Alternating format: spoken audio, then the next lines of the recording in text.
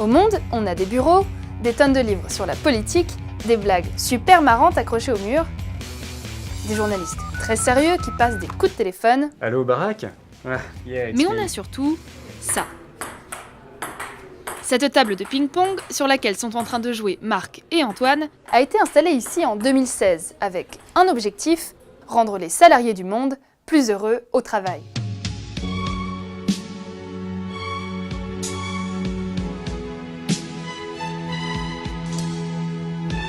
Et visiblement, ça fonctionne. Que ce soit des tables de ping-pong, des cours de yoga ou des espaces de détente, l'arrivée de ces nouveaux gadgets dans les entreprises a un nom, le Happiness Management.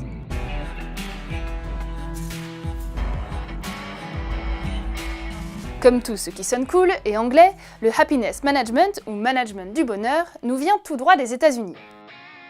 Au début des années 2010, certaines startups de la Silicon Valley ont estimé que des distributeurs de M&M's et des murs d'escalade étaient nécessaires au bien-être de leurs employés. En plus des ping-pong et des paniers de basket, certaines entreprises ont même carrément proposé des toboggans, des vacances illimitées, des salles de sport privées ou même des séances de Botox à prix réduit.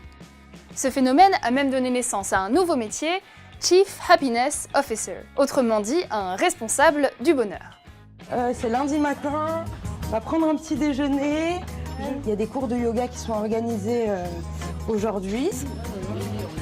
Petit déj détox, je précise. Détox, tout le monde peut manger Carole. C'est bio, c'est sans gluten. Sauf que vous vous en doutez, tout ça n'est pas vraiment fait pour rendre les gens heureux, mais plutôt pour les rendre plus productifs.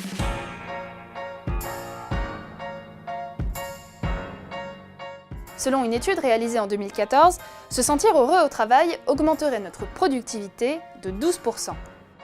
Et après tout, ça paraît logique. C'est une idée qui est intuitivement effectivement assez séduisante, qu'on comprend assez bien. Mais quand on regarde effectivement les études scientifiques sur le thème, on se rend compte que c'est un petit peu plus compliqué que ça, quoi. Lui, c'est Thibaut Bardon. Il est professeur en management et selon lui, ce lien entre bonheur et performance est contestable. Finalement, il y a des gens qui peuvent avoir des définitions du bonheur qui ne passent pas nécessairement par la maximisation du plaisir ou la minimisation de la souffrance, quoi. C'est une vision finalement hyper utilitariste, quoi, hyper normée du bonheur, qui peut être remise en cause parce que la définition du bonheur finalement est très personnelle. On voit d'ailleurs que le nombre de Chief Happiness Officer en France reste très marginal. Selon une étude réalisée par le moteur de recherche d'emploi Joblift, le nombre d'offres de Chief Happiness Officer reste relativement faible. Et cette mission s'intègre désormais dans d'autres postes en relations humaines. Et finalement, si tout ça ne semble n'être qu'une mode, c'est peut-être parce que ça ne répond pas réellement à ce que l'on recherche dans le travail, le sens. Avant la révolution industrielle, beaucoup de métiers pouvaient donner du sens à la vie en tant qu'artisan ou agriculteur par exemple. Ces métiers ont du sens parce qu'on produit quelque chose qui aide tout le monde, qui nourrit la population ou qu'on peut utiliser tous les jours, mais aussi parce qu'on peut voir le fruit de son travail, le produit fini. C'est au milieu du XVIIIe siècle, avec la première révolution industrielle, que les tâches sont divisées, automatisées. L'employé n'est alors plus qu'un rouage dans une machine très productive. Et certes, le niveau de vie a augmenté, mais le travail a aussi perdu de son sens. Résultat, les entreprises ont cherché à compenser cette perte de sens. Au XIXe siècle déjà, on a vu apparaître ce qu'on appelle le paternalisme industriel. Dans certaines entreprises, on fournissait logement, nourriture, éducation, protection sociale, mais aussi loisirs, en échange de la reconnaissance et l'obéissance des employés. Et finalement, avec le Happiness Management, c'est un peu la même logique, apporter aux salariés ce qui semble utile à son bien-être. Mais tout ça comporte des risques. Ce discours autour du bonheur peut être une sorte d'injonction finalement, qui crée une espèce de pression informelle sur le salarié, qui se sent obligé finalement de participer à un certain nombre d'événements dehors du travail avec ses collègues, comme prendre des apéros after work avec eux, comme faire de la gym avec eux.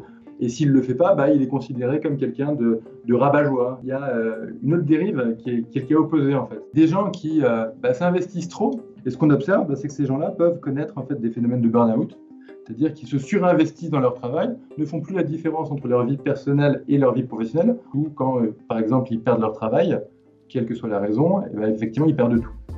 En plus du burn-out ou même du bore-out qui arrive lorsqu'on s'ennuie trop au travail, il existe désormais le brown-out, lorsqu'un salarié ne comprend pas ou plus le sens de son travail. Brown-out means power loss at work. They're not particularly energized or engaged, but they're still vaguely there. Lui, c'est André Spicer, c'est un chercheur anglais et il est l'un des premiers à avoir théorisé le concept de brown-out. In many cases, employers, if you look at the kind of things they give to their employees, it's almost like they're kind of trying to entertain children, right? So slides and ping pong tables and bouncy castles and dress-up days and all these are kind of things you do for children. So the workplace becomes like a very big kindergarten in some ways, where you should go and act like a small child when you're at work and you're not sort of taken seriously as being an adult in some ways. Alors certes, tous ces avantages permettent au moins de relancer la question du bien-être en entreprise, mais ce n'est absolument pas une obligation d'être heureux au travail.